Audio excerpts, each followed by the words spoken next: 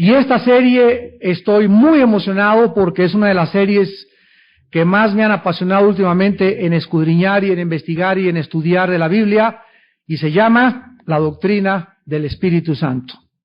Vamos pues desde esta mañana a estudiar de una forma exhaustiva todo lo que la Biblia dice acerca del Espíritu Santo. Porque la doctrina del Espíritu Santo es una de las más importantes de la Biblia y actualmente es una de las más controversiales.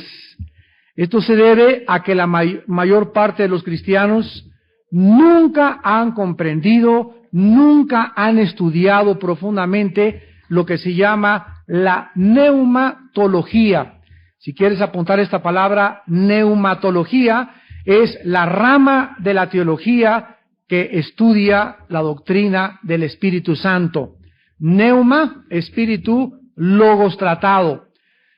Aun cuando nosotros muchas veces sabemos algo del Espíritu Santo por los libros que hemos leído, nunca hemos venido a la Biblia a escudriñarla y a conocer exactamente qué hace el Espíritu Santo, cómo es el Espíritu Santo, de qué forma se manifiesta el Espíritu Santo, cómo podemos distinguir lo que es del Espíritu Santo, lo que es de la carne y lo que es de Satanás. Es también importante en esta mañana comenzar diciendo que el Espíritu Santo es una persona. El Padre es una persona o personalidad, el Hijo es una persona y tiene personalidad, y el Espíritu Santo es una persona, lo cual conlleva una personalidad. Es importante esto porque hay una secta que se llama los Testigos de Jehová, que niegan la personalidad del Espíritu Santo. Y cuando nosotros hablamos de una persona, estamos hablando de una entidad inteligente a quien se le atribuyen, como consecuencia lógica, propiedades o atributos personales. Por ejemplo, toda persona tiene vida, tiene inteligencia, tiene comprensión, tiene voluntad, y los elementos que se le adscriben a la personalidad se le adscriben al Espíritu Santo. La Biblia nos enseña que el Espíritu Santo habla, y una fuerza, como dicen los testigos de Jehová, intangible, o el viento. Yo nunca he oído oír al viento que hable. El Espíritu Santo habla, el Espíritu Santo oye. Se le puede mentir al Espíritu Santo. El Espíritu Santo siente dolor, se contrista por el pecado. El Espíritu Santo inspira a seres humanos. El Espíritu Santo dirige a seres humanos. El Espíritu Santo puede también alegrarse y, repito, sentir dolor. Todas estas cualidades pertenecen al Espíritu Santo. Además, tiene vida en sí mismo. Y el Hijo tiene vida en sí mismo. También el Espíritu Santo tiene la capacidad de la vida en sí mismo, lo cual esto no podría ser posible si Él no fuera una personalidad. Y si Él tiene vida en sí mismo, entonces puede también subsistir por sí mismo. La falta del conocimiento de la doctrina del Espíritu Santo ha propiciado que la conducta bizarra de muchas iglesias y de muchos cristianos se acredite al Espíritu Santo, lo cual ha causado, créanme, muchísima confusión, y más en los tiempos tan peligrosos que estamos viviendo actualmente. Otros cristianos han llegado inclusive a decir, si lo que está pasando en mi iglesia, alguien lo persigue o dice que no es de Dios, el juicio de Dios caerá sobre ellos. Bueno, ya cuando comenzamos a condenar y a sentenciar, porque lo que está pasando en nuestra iglesia es la obra del Espíritu Santo, y que los que no están de acuerdo están condenados o bajo un juicio de Dios, o que sean acusados de que están deteniendo la obra del Espíritu Santo, ya es muy serio a la luz de las Escrituras. Otros cristianos comienzan a hablar que esto es del Espíritu Santo, y son personas que regularmente no viven ni son llenas del Espíritu Santo. Entonces, una persona que no es llena del Espíritu Santo no puede discernir entre lo que es del Espíritu Santo y lo que es de la carne. Esto es absolutamente lógico. La ignorancia de las personas de la Trinidad es otro de los factores graves dentro de las iglesias. El Padre tiene una obra principal y es fácil asimilarnos e identificarnos con el Padre porque todos tenemos un Padre terrenal. Tampoco es difícil identificarnos con el Hijo porque el Hijo vino, se tomó la carne, lo conocemos como lo pintan con barbas, con el pelo largo, que murió en la cruz, y no nos es difícil identificarnos con Cristo. Pero ¿qué del Espíritu Santo? Nadie lo ha visto, nadie sabe cómo es, nadie sabe cómo actúa, más que a través de la Biblia. Cuando nosotros hablamos de que la Trinidad son tres personas, el Padre es una persona, el Hijo es una persona y el Espíritu Santo es una persona, no estamos hablando, como dicen algunos judíos ortodoxos, de tres dioses. Un día yo tuve una discusión en Polanco, una sinagoga, con un rabí, y me dijo, oh, Señor, pero ¿cómo pueden ustedes los cristianos, cuando nosotros los judíos en Deuteronomio decimos, Yahe Echad, Jehová Dios, Jehová uno es? Sin embargo, yo le contesto, ¿verdad? Mire, le voy a dar un ejemplo científico, físico. El agua. ¿De qué se compone el agua? 2 átomos de hidrógeno por 1 átomo de oxígeno, H2O. Sin embargo, el agua es hielo, el agua es líquido y el agua es gas. Cuando está en estado sólido, como hielo, ¿es H2O? Cuando está en estado líquido, es H2O. Cuando está en estado gaseoso, es H2O. Aquí encontramos 3 manifestaciones físicas. Un fenómeno físico que lo podemos percibir empíricamente, o sea, con nuestros ojos, con nuestros sentidos, pero en las 3 manifestaciones son 3 cosas diferentes. Es hielo, es agua y es gas, pero las 3 tienen la misma esencia química. Entonces, el Padre ha escogido manifestarse de 3 maneras, pero las 3 personas es el mismo Dios. Pero son 3 manifestaciones diferentes. Otro ejemplo. Si aquí tenemos un prisma, el micrófono, y dirigimos un rayo de luz blanca, si tú estás desde esta perspectiva, ves la luz blanca, pero si nos colocamos al otro lado del prisma, veremos que al entrar al prisma se descompone en 7 colores. Y yo estoy desde esta perspectiva y yo digo, juro y escribo en mi bitácora que son 7 colores. El que está aquí dice, no, es un color. Encontramos que las 2 verdades forman parte de la misma moneda. Son 2 caras en la misma moneda. La luz es blanca y se descompone, pero la perspectiva que tenemos nos hace verla en 7 colores, aun cuando originalmente es un solo rayo el que se dirige contra el prisma. Así Dios en la eternidad es uno solo, y al entrar en el espacio y en el tiempo, y para revelarse a nosotros que estamos en esta perspectiva, no estamos en esta perspectiva, nos encontramos en esta perspectiva humana, donde conocemos en parte. Nada de lo que lo conocemos como lo deberíamos de conocer. Dice 1 Corintios 13 que cuando Él venga, seremos conocidos como debemos ser conocidos. Cuando yo era niño, pensaba como un niño.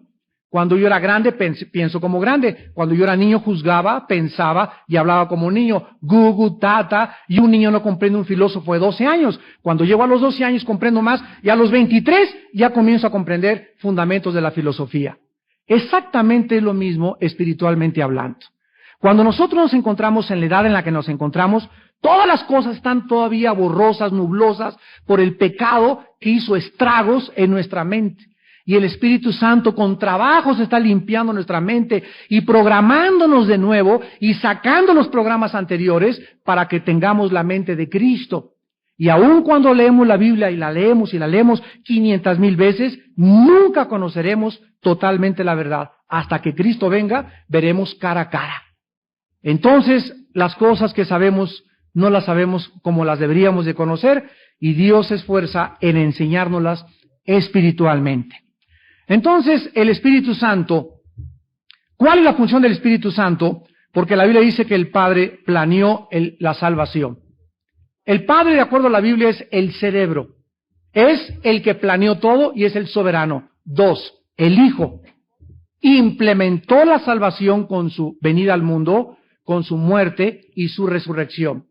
Y el Espíritu Santo vino hasta que el Hijo se fue, como respuesta a una oración del Hijo al Padre. No hay una oración que el Padre no le haya contestado al Hijo, pero el Espíritu Santo, antes de la cruz del Calvario, venía esporádica y temporalmente sobre los seres humanos. Antes de la cruz, el Espíritu Santo venía, por ejemplo, sobre Sansón, y cuando el Espíritu Santo entraba sobre Sansón, Sansón tenía una fuerza sobrenatural que tomaba un león y con las dos manos, como un cabrito, le abría las dos quijadas y lo partía a la mitad. El Espíritu Santo se iba y Sansón era igual de débil que tú y que yo. El Espíritu Santo venía sobre David y David comenzaba: Jehová es mi pastor, nada me faltará, en lugares delicados paso me hará descansar, y comenzaba a escribir inspirado por el Espíritu. Se iba el Espíritu Santo y David se convertía otra vez en un ser sin inspiración absolutamente divina. Pero ahora en el Nuevo Testamento el Espíritu Santo opera de una forma enteramente diferente que en el Antiguo Testamento. Y este va a ser el énfasis que vamos a poner durante toda esta serie. Va a ser muy larga porque vamos a hacer un estudio muy profundo del Espíritu Santo, y en esta mañana solamente les quiero dar a ustedes la introducción de los problemas que ha habido con el Espíritu Santo y las cosas que vamos a entender de una forma más clara, y siempre dejando que la Biblia hable por sí misma. ¿Qué buscamos en este estudio? En primer lugar, vamos a estudiar al Espíritu Santo, no solamente en sus operaciones, sino también tenemos que entender, amados santos de Dios, tenemos que entender que lo más importante es cómo relacionarnos con el Espíritu Santo. Les digo esto porque la confusión es tan grande que en los últimos 25 años, por haber abandonado la doctrina del Espíritu Santo, la Iglesia pues comenzó otra vez a retomar esta verdad, y siempre nuestra tendencia es irnos a los extremos. Entonces, en los últimos 20 años, la neumatología o la doctrina del Espíritu Santo se ha exagerado a una forma tan grande que ahora que estuvimos mi esposa y yo el año pasado en Ecuador, en una reunión de líderes cristianos de toda Latinoamérica, uno de los líderes, de una forma ignorante, ¿verdad?, porque no dudo de su sinceridad, dijo estas palabras: la persona más importante del universo es el Espíritu Santo.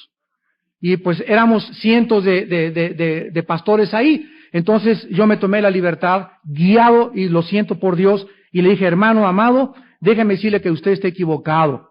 La Biblia enseña que el Espíritu Santo vino a levantar y a glorificar y exaltar al Hijo. Y en Colosenses 1 dice: para que el Hijo tenga toda la preeminencia. Entonces, es el Hijo de Dios el más importante, porque no fue el Espíritu Santo el que murió en la cruz, sino fue el Hijo. Y es el Hijo a quien el Espíritu Santo exalta. Cuando se exalta Cristo, es el Espíritu Santo el que lo está exaltando, porque cuando bajó el Espíritu Santo hasta que Cristo se fue arriba, bajó con el propósito de levantar al Hijo. Entonces, el que tiene que ser exaltado, el que tiene que ser levantado, al que le pertenece la gloria y el poder y la gloria y la alabanza, es al Hijo. El Espíritu tiene su papel, el Padre tiene su papel, pero el Hijo es el que logró el plan, el que implementó el plan de Dios, y a quien Dios nos manda. No nos tomamos la libertad de escoger a quien Dios nos manda adorar. Ahora otra cosa, nunca se le ora al Espíritu Santo. Cristo nos enseña a orar y nos dice que oremos al Padre siempre. Padre Santo que estás en el cielo, no Espíritu Santo que estás en el cielo. Padre Santo que estás en el cielo, en el nombre de Jesús y por la intercesión del Espíritu Santo.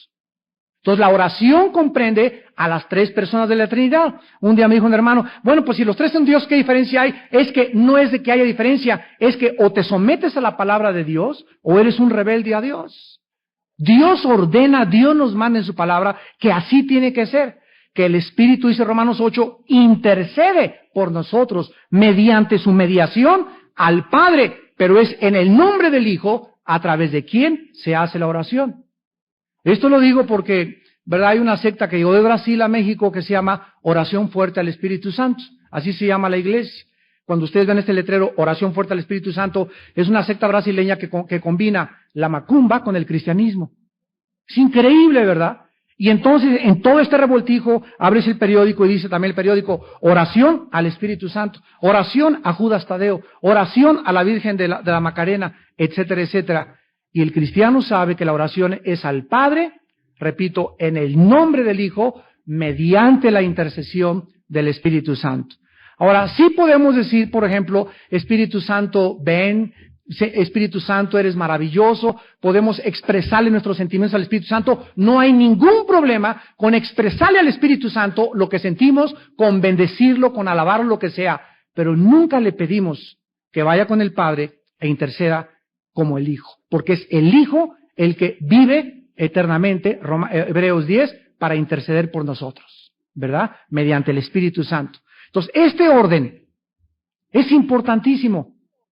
Y ustedes como cristianos, ¿lo sabían? No digan que no todavía. Ni levanten la mano, ¿verdad?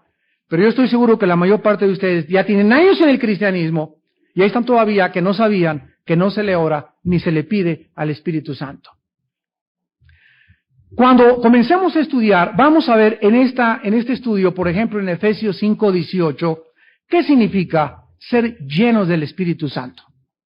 Hay mucha gente que por no saber qué es llenos del Espíritu Santo, creen que cuando un cristiano tiene ciertos dones o manifestaciones del Espíritu Santo, entre comillas, la persona está llena del Espíritu Santo. Vamos a ver que de acuerdo a la Biblia no es verdad esta perspectiva. No es cuando una persona manifiesta los dones, porque el cristiano no es ni será jamás conocido por sus dones, sino por su fruto. Es el fruto lo que Dios busca. Y el fruto del Espíritu es amor, gozo, paz, benignidad, paciencia y al final dominio propio.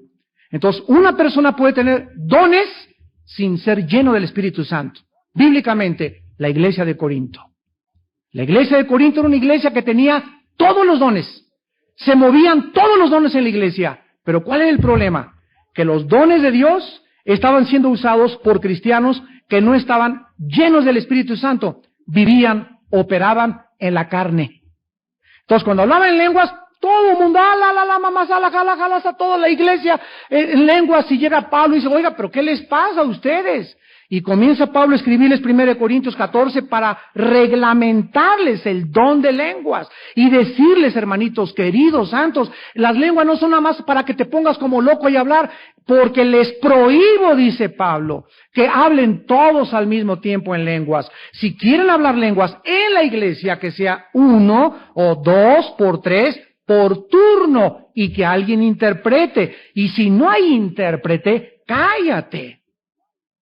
Y al final dice, no impidáis hablar en lenguas. Claro, de acuerdo a este reglamento. Mientras haya orden para los dones, se permiten operar los dones. Pero cuando se crea el desorden por la carnalidad, se debe de llegar a someterse al reglamento de la palabra de Dios. ¿Con qué objeto reglamentó Pablo los dones?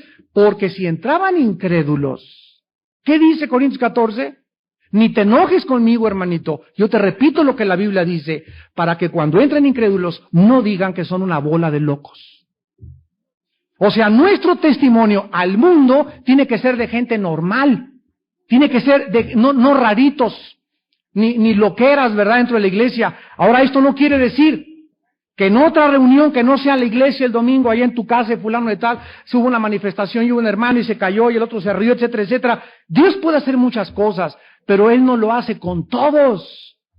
Porque la iglesia es una mezcla de cizaña con trigo. La iglesia es una mezcla de infiltrados con verdaderos espirituales. La iglesia es una reunión donde hay personas nuevecititas que acaban de llegar ayer. Hay otros que son carnales, hay otros que son ateos, otros vienen a ser limpias, otros vienen a echar maldiciones, otros son espirituales. Entonces, el Espíritu Santo no se puede mover de la misma forma. Y cuando nosotros exigimos que la iglesia haga esto o repita esto y comenzamos desde aquí a manipular a la gente, ahí es cuando ya se rompe el patrón bíblico. Dios es soberano. Y si Él quiere que alguien pase y se caiga al suelo, Dios, el Espíritu Santo, lo puede tumbar sin que yo ni siquiera le ponga una mano. El Espíritu Santo puede hacer que ahí desde tu silla tú te vayas para atrás sin que nadie te diga que te vayas para atrás, si así le agrada y le place a Él. Pero tenemos que entender cómo opera para que no caigamos en la carnalidad, en la ignorancia, y tarde o temprano lo tengamos que lamentar. Vamos a explorar pues qué es ser llenos del Espíritu Santo. En segundo lugar, en 1 Corintios capítulo 2, vamos a estudiar también lo que significa que el Espíritu Santo escudriña las cosas profundas de Dios y nos la revela. Dice 1 Corintios 2, versículo 10, pero Dios nos las reveló a nosotros por el Espíritu.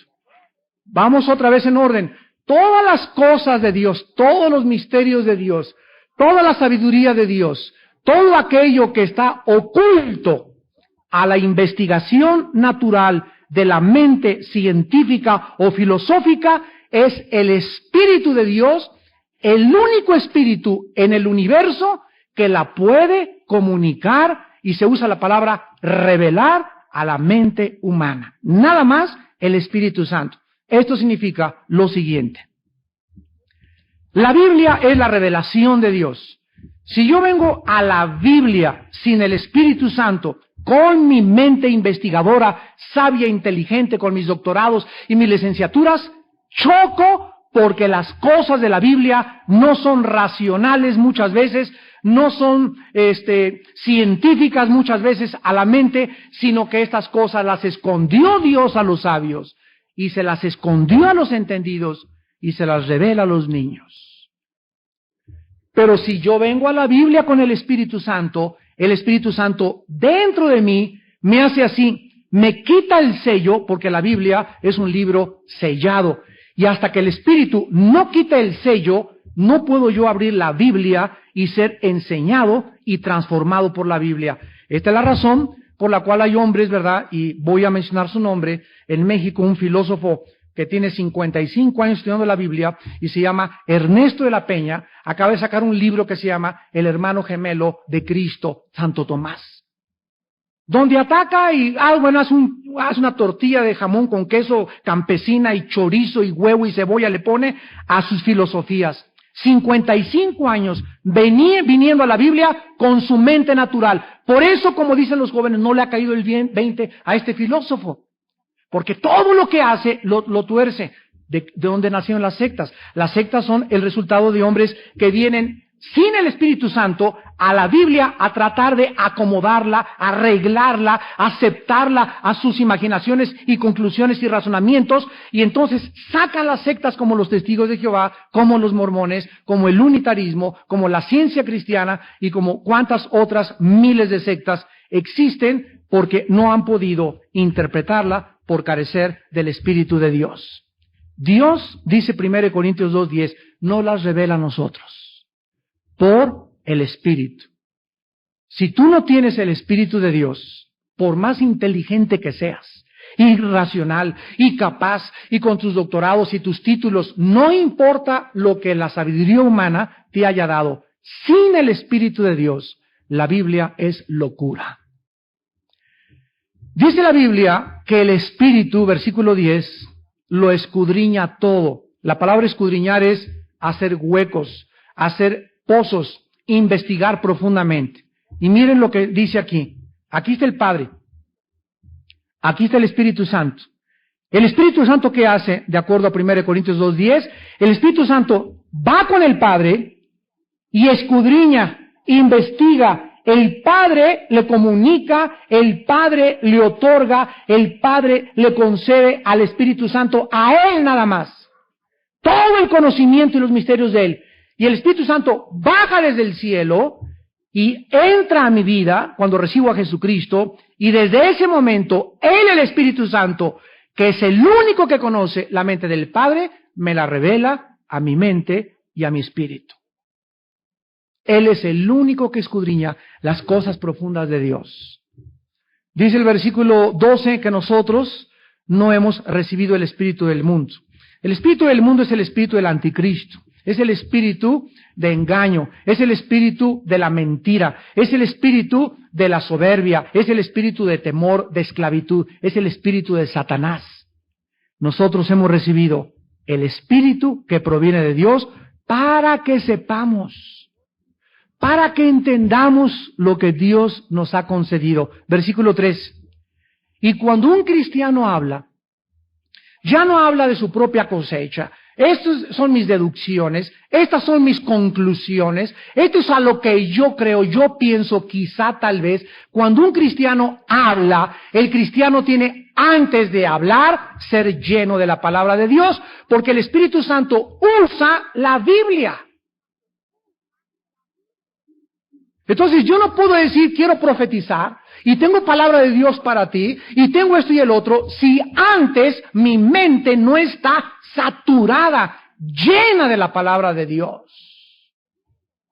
Porque voy a comenzar a hablar incoherencias, barrabasadas.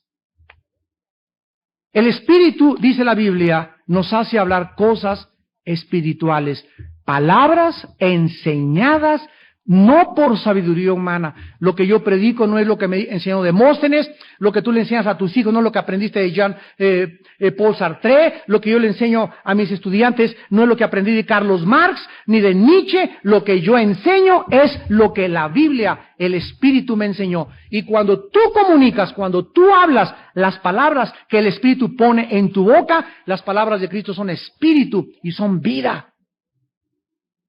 Comienzas a ver que la gente que te oye es transformada, la gente es cambiada, la gente es revolucionada profundamente en su corazón y en su alma y en su mente. ¿Por qué? Porque dijo Pablo en Romanos 1, la palabra de Dios es poder de Dios para salvación. Y la fe es por el oír y el oír por la palabra de Dios. Así que el Espíritu Santo es el que nos enseña a hablar cosas espirituales. Y dice finalmente el versículo 14. Pero el hombre natural es el hombre en el griego animal. No que ruja como león, ni que vale como becerro, ni que duerma como oso. Es el hombre sin el espíritu. Dios creó a los animales con cuerpo y alma, suche. Y con la palabra que se traduce psique, de donde viene la palabra mente. Entonces, si tú no tienes a Cristo, tú no te diferencias, de acuerdo a la Biblia, de los animales, porque lo que nos hace diferentes del perro, del león, del chita, del chango y de todos, no es la cola, ni las extremidades, ni la forma como caminamos. Lo que nos distingue de toda la creación es que Dios creó al hombre a su imagen y semejanza. Esto es, Dios sopló dentro del hombre su espíritu. Y Dios es espíritu, y por el espíritu que Él sopló entre nosotros, podemos tener contacto y comunión con Él, y saber que Él existe, y saber con testimonio en nuestro corazón, de que realmente Él está preocupado por nosotros. Pero el pecado hizo que el espíritu se hiciera así, se achicara, se descompusiera, y el hombre, desde Adán hasta nuestros días, todos hemos nacido con alma y con cuerpo, pero muertos, Efesios 2:1, espiritualmente, en delitos y en pecados.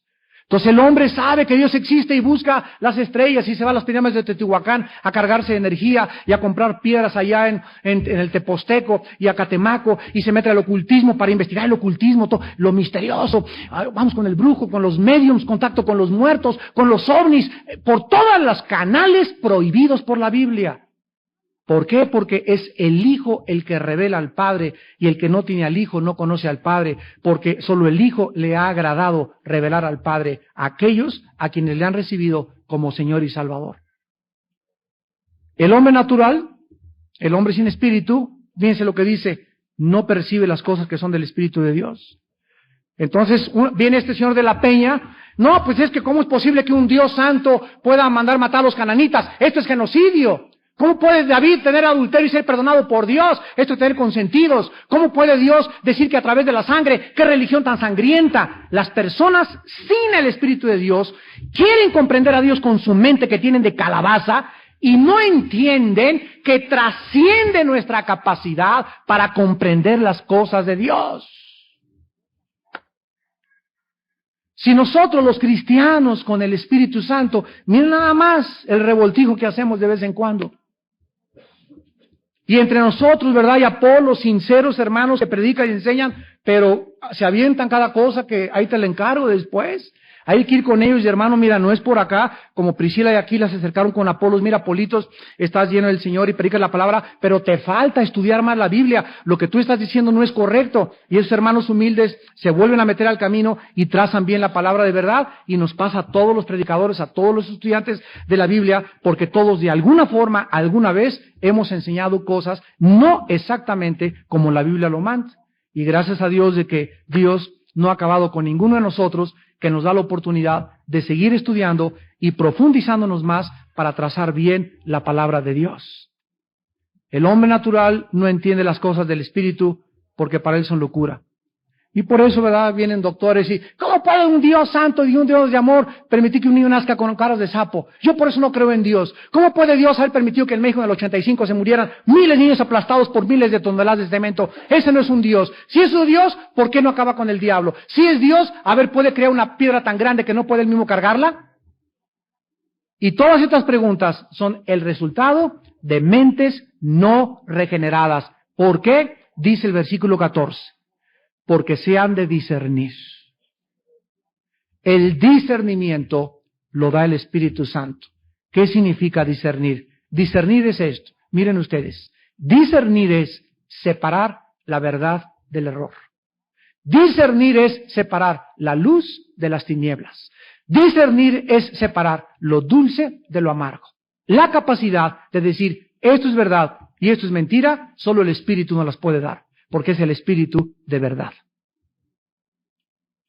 Hay cristianos que tienen 5 años en Cristo y, hermano, ¿es pecado ir a misa? Oye, hermano, mira, bueno, no puedes entender lo que es luz y lo que es tinieblas. ¿No has leído Efesios 5?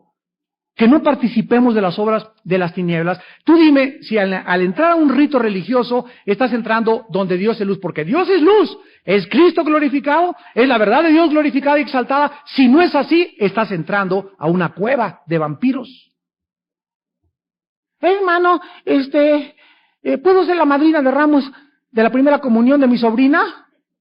Mi hermana, háblale a tu cuñada y dile que tú no vas a participar de una mentira, porque ni está tomando la primera comunión, ni Cristo entrando con ella, y tanto mata el que mata a la vaca como el que estira la pata. Así que si tú aceptas ser madrina de ramos de tu sobrina, tú estás siendo cómplice de una mentira, y por amar más la gloria de tu familia y no la de Dios, te vendes y te prostituyes con el mundo. Y cualquiera que tenga amistad con el mundo no puede, dice la Biblia, tener amistad con Dios.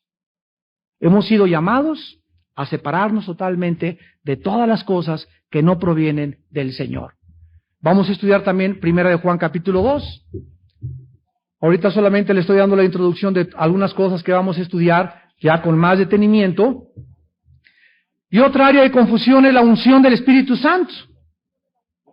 Hemos hablado que el hermano tiene 2 unciones, el hermano tiene una triple unción. Hermano, quiero más unción del Señor, pero ¿qué dice la Biblia? ¿Tú sabes o has estudiado siquiera el significado de la palabra unción? ¿Sabes cuántas veces se menciona en el Nuevo Testamento la palabra unción y con qué se relaciona la palabra unción? Mira lo que dice la Biblia, por ejemplo, en 1 Juan 2:18. Hijitos, ya es el último tiempo. Y según ustedes oyeron, el anticristo viene. O sea, 1 Juan fue escrita hace 2000 años. Ya desde que fue escrito esta carta, el espíritu del anticristo fue anunciado que vendría.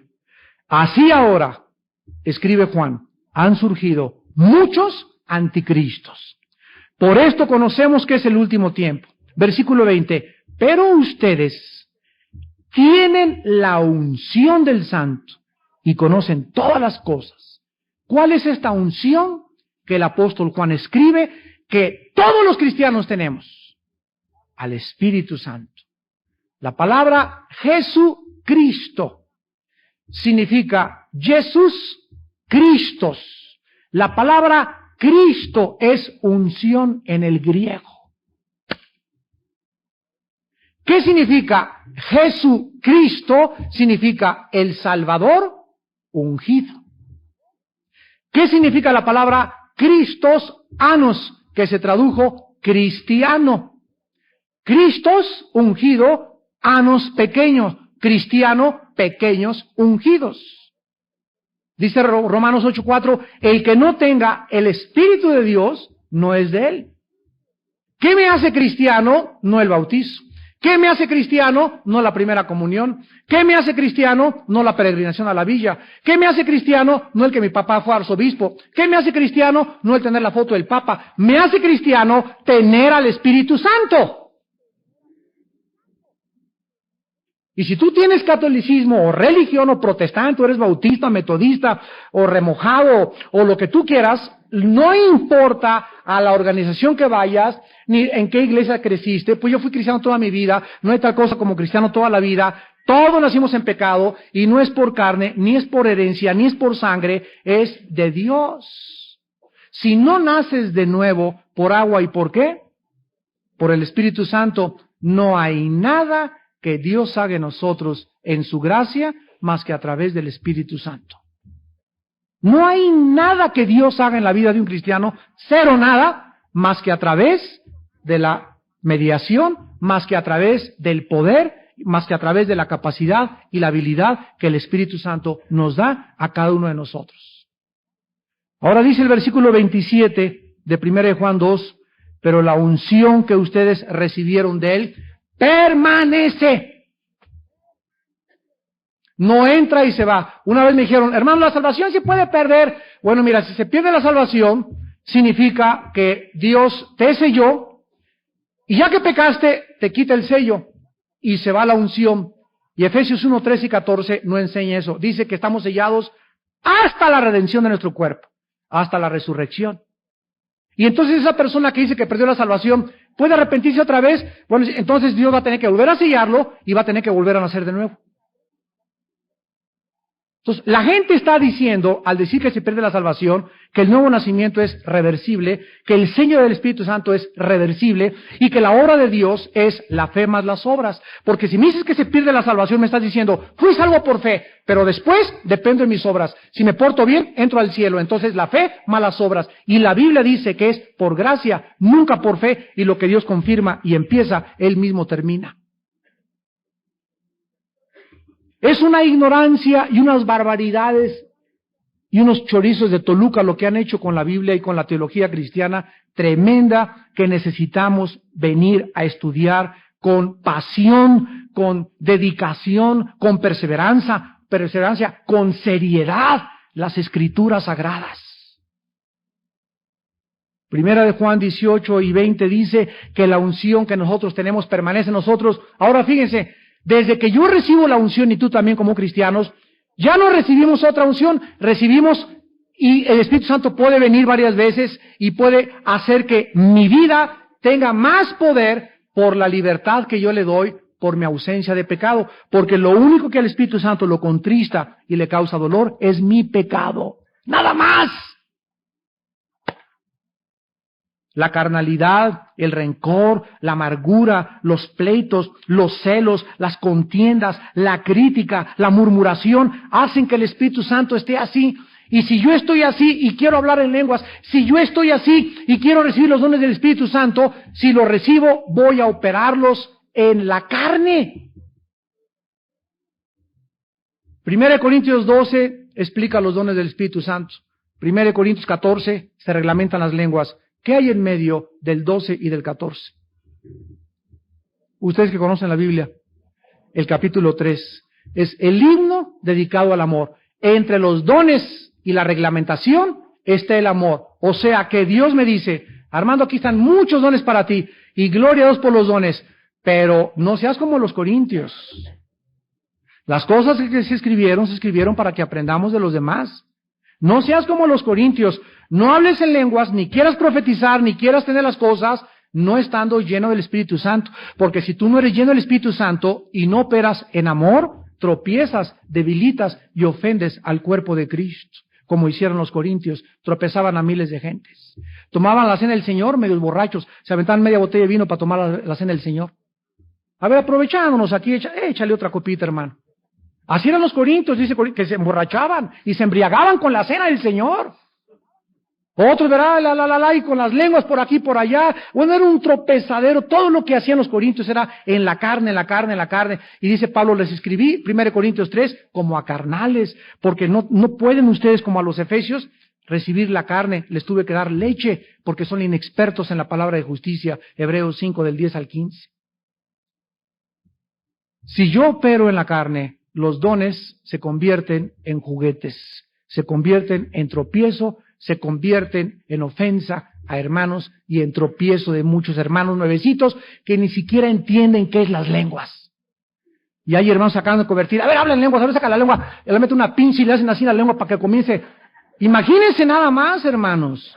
Por favor, ¿qué es eso? A ver, hazle, y hasta le hacen por atrás, ¿verdad? Como si pegándoles aquí o haciéndoles así, va a hacer que el Espíritu Santo los hable en lenguas. No hay ningún esfuerzo, ni yo me tengo que meter con la obra de Dios. Es Dios el que los toma y por su fe Él hace maravillas entre nosotros. Pero yo, ¿cómo puedo forzar a una persona a decirle esas cosas cuando esas cosas no están en la palabra de Dios? Dice la Biblia que Él reparte a cada quien como Él quiere. 1 Corintios 12:6. Y que Él nos da lo que nos da para nuestro provecho. La palabra provecho en el griego es para nuestra edificación, no para nuestro tropiezo. Vamos a ver finalmente en Juan capítulo 14, que cuando Cristo estaba en la víspera de su muerte, se reunió en un cuarto alto con algunos discípulos a tomar la cena, o lo que se llama la Pascua en Jerusalén. Y Cristo sabía, qué cosa más tremenda, ¿verdad? Es el único hombre que sabía a qué horas iba a morir. Ninguno de nosotros sabemos a qué hora vamos a morir. Cristo sabía exactamente el día, el año, el mes y la hora de su muerte. Porque era el Hijo de Dios. Él sabía que era la última cena. Ninguno de los discípulos sabía. Él se los trataba de enseñar de alguna forma. Ya me voy a despedir de ustedes. Así que les comunica a los discípulos que ya se va. Imagínense la confusión de los discípulos. ¿Cómo que ya te vas? Ya los voy a dejar. Y los discípulos se pusieron pálidos, se pusieron morados de repente ante la verdad que estaban escuchando. ¿Qué harían sin Él ahora? Ahora, ¿quién los iba a enseñar? ¿A dónde podrían ir sin Él? Y esta es la razón de las palabras de Juan 14, del 1 al 6. No se turbe vuestro corazón. ¿Creéis en Dios? Creed también en mí.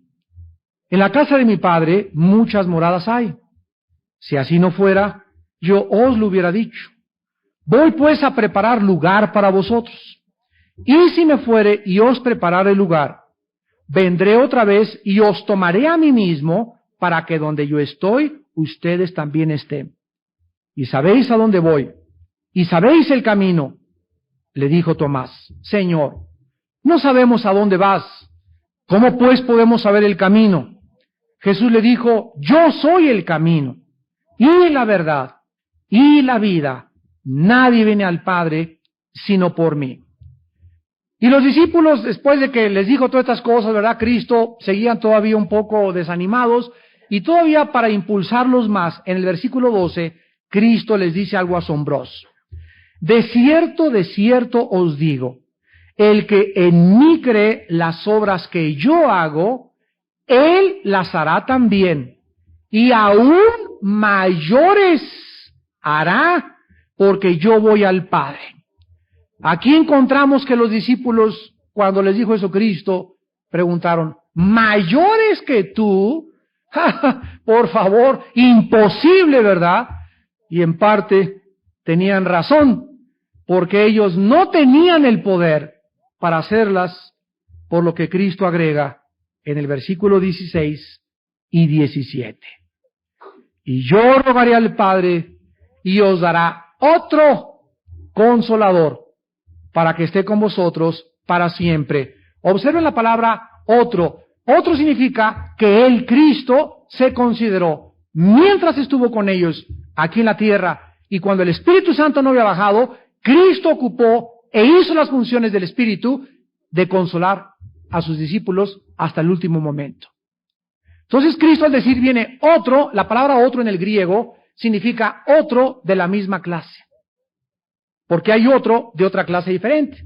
Por eso la palabra, ¿verdad?, heterogéneo, ¿verdad?, o etéreo, o homosexual, ¿verdad?, del mismo sexo, homos, y la palabra griega que se usa aquí es otro de la misma clase. Jesús les dice: yo estuve con ustedes 3 años y medio, ahora viene otro, diferente en personalidad, pero de la misma clase que yo. Y dice el versículo, para que esté con ustedes para siempre. El Espíritu de verdad, al cual el mundo no puede recibir, porque no le ve ni le conoce. Pero ustedes le conocen, porque mora con vosotros, o sea, estaba Cristo morando con ellos, pero el Espíritu estaría en ellos, dentro de ellos. Subrayen en el versículo 17 la palabra con y la palabra en, porque son claves para la doctrina del Espíritu Santo. Cristo estuvo con ellos y estaría dentro de ellos. Desde entonces, el Espíritu Santo, santos de Dios, al venir a una persona, hace su morada permanente, indefinida, hasta el tiempo de la resurrección, y es la garantía, es las arras, es la seguridad de que le pertenecemos, porque el sello implica protección e implica pertenencia. Antes los emperadores romanos doblaban los pergaminos y le ponían así al doblarse un sello de cera y con el anillo lo sellaban. Implicaba, ¿verdad?, que lo que estaba dentro de los sellos pertenecía al puño y letra del emperador o del que dirigía la carta. Los ganaderos agarran un fierro hirviendo así en las brasas y traen a la vaca y la sellan con la A, por ejemplo, de Armando. Esto significa que los otros ganaderos, al ver mi sello, van a respetar a mi vaca y además la van a proteger, porque si se brinca otra cerca, me la traen y yo les pago el favor. El sello dentro de nosotros del Espíritu Santo, cuando recibimos a Cristo, es Dios nos sella internamente y los demonios y los ángeles saben qué seres humanos, porque es un sello espiritual y ellos viven en la dimensión del Espíritu, ellos saben quién tiene al Espíritu Santo. Por eso los demonios de los hijos de Seba, cuando en el libro de los Hechos, le contestó el demonio, a Pablo conocemos y sabemos quién es Jesús, pero ustedes quiénes son. O sea, los demonios en la dimensión espiritual saben quién tiene y quién no tiene el sello del Espíritu Santo, que también se usa de una forma intercambiable la palabra unción. ¿Quién está ungido y quién no está ungido? Cuando tú te enfrentas a un endemoniado, no puedes llegar con un crucifijo, ni con un escapulario, ni con agua bendita, porque se carcajean de ti. Lo que los hace realmente salir es el poder del Espíritu de Dios en tu vida y en mi vida. Si tú te enfrentas a un endemoniado y no estás lleno del Espíritu Santo, cuidado porque te puede lastimar. Y la promesa de Cristo es que ningún arma del enemigo nos lastimará ni nos hará daño. Hollarán serpientes y escorpiones. Las pisotearemos si somos llenos del Espíritu Santo. Ahora finalmente, cuando el Espíritu Santo regresó en el libro de los Hechos, vayamos al libro de los Hechos capítulo 1. Jesús les dijo a los discípulos al morir, esperen al Espíritu Santo. Espérenlo. No hagan nada hasta que venga el Espíritu Santo. Nada. No prediquen, no echen demonios, no sanen. Lo hicieron cuando yo estaba con ustedes y les dio autoridad cuando estaba con ellos. Pero cuando Cristo se fue, les dijo, espérense 50 días. 50 días de rodillas, orando la promesa de que hasta que el Espíritu Santo descendiera en el cielo y entrara a sus vidas y les llenara, hasta ese momento ellos podrían estar capacitados, habilitados, listos para enfrentarse a un mundo hostil, listos para ir en contra de la corriente, listos para poder hacer pedazos cualquier argumento y filosofía que se levante en contra del conocimiento de Dios, llevando todo pensamiento cautivo a la obediencia a Cristo, listos para vivir para Él. Sin esta presencia digna de Dios, el espíritu que tenemos es un espíritu de cobardía, pero el Espíritu Santo es un espíritu que nos da poder, amor y dominio propio. Y dice el versículo 4 al 8, y estando juntos, Hechos 1, les mandó que no se fueran de Jerusalén, que esperaran, que ahí se quedaran. ¿Qué cosa? La promesa del Padre, la cual les dijo, oísteis de mí. Porque Juan ciertamente bautizó con agua, mas vosotros seréis bautizados con el Espíritu Santo dentro de no muchos días. Entonces los que se reunieron le preguntaron diciendo, Señor, ¿restaurarás el reino de Israel en este tiempo? Y él les dijo, No les toca a ustedes saber los tiempos o las sazones que el Padre puso en su sola potestad. Pero recibiréis poder. Recibiréis la capacidad, la habilidad. Recibiréis algo que no pertenece ni se obtiene por ningún medio humano. Recibiréis poder. Y dice la Biblia, cuando haya venido sobre vosotros el Espíritu Santo. Y lo primero que Jesús cita como evidencia de que una persona es llena del Espíritu Santo y ha recibido el Espíritu Santo y tiene la unción del Espíritu Santo y está llena del Espíritu Santo, es que esa persona es un testigo de Jesucristo. El poder de Dios es para testificar, principalmente. Hace poco estuvimos en Dallas en un congreso con el hermano Carlos Anacondia, con el hermano Peter Wagner, el hermano Rick Joyner y otros grandes hombres de Dios. Y Carlos Anacondia nos dijo a los miles de pastores que estábamos ahí, les recuerdo, más de 15 veces lo repitió, que el poder del Espíritu Santo es para testificar, para hablar de Cristo, no para jugar con Él. Es para testificar, para ganar las almas. Nuestra primera misión en esta vida, voy a metérmelo a la cabeza como cristiano y lo voy a entender. Mi primera misión, mi responsabilidad, la razón por la cual Dios me salva con su sangre en la cruz, es para que yo hable de Él y gane las almas. Si una iglesia no gana las almas y tiene 1001 actividades, no está en la prioridad bíblica.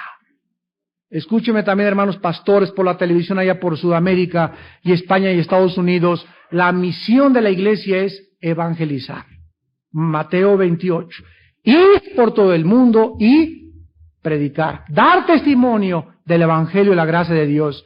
Y después, ahí no acaba la responsabilidad. A los que ganemos para Cristo, hagámoslos discípulos. ¿Cuántos de ustedes dicen que están llenos del Espíritu Santo y sin embargo no tienen el poder de hablar, ni siquiera han ganado una alma desde que se convirtieron a Cristo? Pero eso sí, andan buscando dones, y andan buscando lenguas, y andan buscando profecía, y andan buscando risa, y andan buscando aquello, pero no entienden que no han podido centrarse ni equilibrarse en nuestra misión, hablar de Jesucristo. ¿Quién está lleno del Espíritu Santo? Una persona que gana las almas. ¿Por qué es tan importante hablar de Cristo? Porque el mundo entero operado por el espíritu del anticristo está en contra del mensaje que proclamamos. Los apóstoles comenzaron a proclamar y fueron encerrados. Les prohibieron los líderes religiosos y los metieron a la cárcel. A Esteban lo mataron a pedradas. ¿Y todo por qué? Porque estos hombres fueron transformados de cobardes en hombres valerosos, porque el Espíritu Santo vivía dentro de ellos. Todos aquellos que han sido ganadores de almas, que han predicado a Cristo, sufrirán persecución. Y todos aquellos que son llenos del Espíritu Santo sufrirán persecución. ¿Por qué? Porque predican a Cristo. No porque son testigos secretos ni agentes de la secreta cristianos. Hay cristianos que trabajan en la misma compañía y tienen años que no saben que son cristianos. Y aquí en la iglesia, ¿qué hubo Pancho? ¿Qué hubo Juan? ¿A poco tú eres cristiano? Pues sí, aquí estamos en la misma iglesia. Y tienen 3 años trabajando juntos y ninguno de los dos ha ganado ni a la mesera, ni al empleado, ni al mecánico, ni al barrendero, ni al que hace la leche, ni al panadero para Cristo. Y dicen que están llenos del Espíritu Santo. Y hay congresos y vamos a los congresos. Y queremos esto, y queremos dulces, y queremos piñatas. Pero no han entendido que el poder es para ganar las almas. La Biblia dice, porque todos los que son guiados por el Espíritu Santo son hijos de Dios.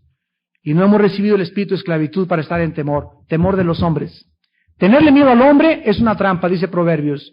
Dice Jeremías 1:17, mira Jeremías, ve y diles todo lo cuanto te diga, no sea que yo te haga, y en el hebreo dice, confundir. Tenerle temor al hombre es recibir confusión. Dios confunde las mentes que le temen al hombre. Si tú le tienes miedo a algún hombre, Dios te va a confundir y no vas a poder testificar. Porque para poder testificar, tenemos que perderle el miedo al hombre y pararte en la escuela, en un mercado, ante un podium de científicos, ante un podium de arquitectos, no importa dónde, ante el presidente, ante el gobernador, porque el Espíritu Santo ha venido a darnos poder. Y este poder es absolutamente indispensable para poder hablar de Jesucristo. No nos ha dado Dios espíritu de cobardía, sino ¿de qué? De poder, ¿para qué? Para hablar de Él. De amor, para amar a nuestro prójimo, y de dominio propio, para controlar mi cuerpo. Eso es ser llenos del Espíritu Santo. Te damos gracias, Señor, en esta mañana por tu santa palabra.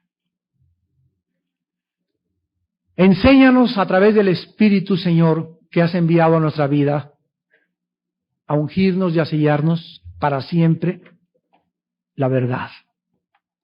Queremos trazar bien la palabra de verdad. Queremos ser equilibrados en tu doctrina. Queremos a través de esto, Señor, ayudar a millones de personas en cientos y miles de iglesias que por la ignorancia de la Biblia caen en el error. Y comenzamos a educar a una generación de cristianos carnales que siempre están buscando lo espectacular, los dones, y nunca se les ha enseñado que Jesucristo dijo: el que quiera seguirme, niéguese a sí mismo. Número 1. Número 2, carga una cruz. Y después de que te niegues y cargues tu cruz, entonces y no antes, sígueme. Pero no le seguimos a Cristo por lo que nos da, ni por lo espectacular de sus manifestaciones. Le seguimos porque Él es Dios, porque Él es el Hijo que merece, después de dar su vida por nosotros, toda nuestra obediencia y toda nuestra sumisión, para que también le podamos decir Señor, porque Él es Señor solo de los que le obedecen, de los que han negado su ego, de los que no tienen miedo de testificar, y de los que se disipulan a través de la Biblia para conocerle en espíritu y en verdad. Padre, te pedimos que ahora que iniciamos la serie del Espíritu Santo, te pedimos tu iluminación, Espíritu de Dios. Solo tú puedes traer la verdad a nuestras mentes y a nuestro corazón. Líbranos del error. Líbranos de decir o hablar o enseñar algo de nuestra carne, de nuestras emociones o de nuestros sentimientos. A la ley y al testimonio decían los profetas. Y si no está en la Biblia, es que no nos ha amanecido. Bendito seas por dejarnos la Biblia, porque ella es la palabra profética más segura, a la cual debemos estar atentos como una antorcha que alumbra en medio de tanta confusión. En el nombre de Jesús. Amén.